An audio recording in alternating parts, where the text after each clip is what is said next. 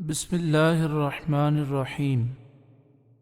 ہر ذی شعور اور ذی مرتبہ شخص یہ بات جانتا ہے کہ جسے اللہ مقام و مرتبہ عطا فرماتا ہے اس کی سوچ بہت بلند اور بالا ہوتی ہے۔ ہمارا سلسلہ امیر المجاہدین کا تذکرہ اور ان کی یادیں جاری و ساری ہے۔ میرے استاد محترم امیر المجاہدین بھی اللہ کے چنے ہوئے بندے تھے۔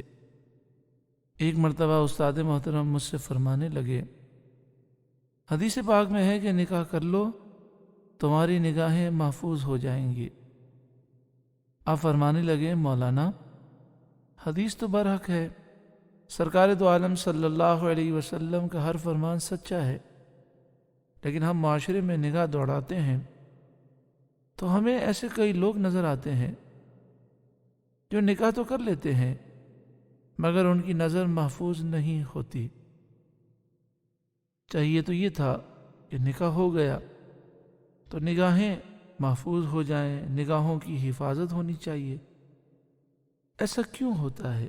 ہم ایسا کیوں دیکھتے ہیں کہ نکاح کے باوجود لوگ اپنی نگاہوں کی حفاظت نہیں کر پاتے؟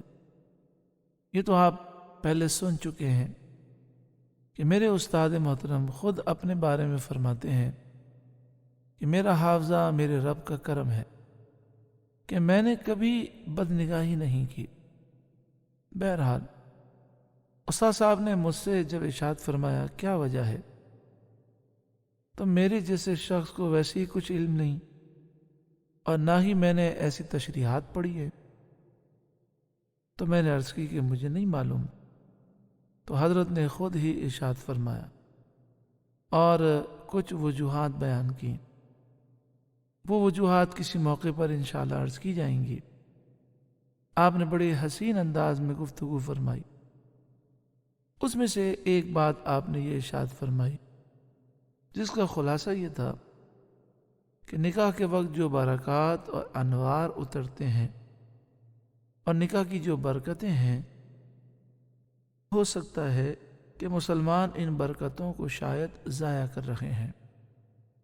یعنی نکاح میں آج کل جو رسومات ہیں اور غیر شرعی کام ہیں، ان غیر شرعی کاموں کی طرف آپ نے ارشاد فرمایا، اور اس وجہ سے جو برکات نکاح کے وقت اترتی ہیں وہ ناجائز رسومات اور گناہوں کی وجہ سے وہ برکات کے جو فوائد ملنے چاہیے وہ ہم نہیں پا سکتے۔ شاید اس وجہ سے آج چاہے آدمی نکاح کر بھی لیتا ہے مگر وہ بد نگاہی سے باز نہیں آتا، اور پھر نکاح کے موقع پر گناہ کرنے کی وجہ سے جب برکات کا وہ نزول نہیں ہوتا تو اس کا ایک نقصان یہ بھی ہوتا ہے کہ میاں بیوی کے درمیان جو محبت ہونی چاہیے وہ محبت پیدا نہیں ہوتی، کیونکہ شریعت کی روح سے قاعدہ یہ ہے کہ جب دولہا کہتا ہے میں نے قبول کیا، یعنی نکاح جیسے ہی منعقد ہوتا ہے تو ایک خاص رحمت نازل ہوتی ہے جو دولہا دلہن کے دو دلوں کو جوڑ دیتی ہے۔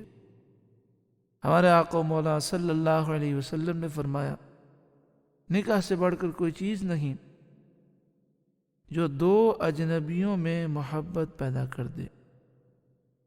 یعنی نکاح سب سے بڑی چیز ہے، یہ ایک ایسا پیارا رشتہ ہے کہ جیسے ہی نکاح ہوتا ہے، میاں بیوی پہلے اجنبی تھے، نکاح کے بعد وہ ایک دوسرے کے ہمدرد غمخوار ہو جاتے ہیں، ساتھی و رفیق ہو جاتے ہیں، ایک دوسرے کے مددگار ہو جاتے ہیں۔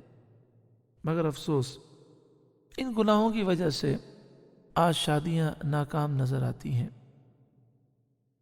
امیر المجاہدین کی فکریں اور آپ کی یادیں بیان ہو رہی ہیں تاکہ ہم بزرگوں کے نقش قدم پر چلیں، تو اس ضمن میں ایک بزرگ کی بڑی پیاری سوچ اور فکر میں پیش کرتا ہوں۔ اللہ تعالی ہمیں عمل کی توفیق دے۔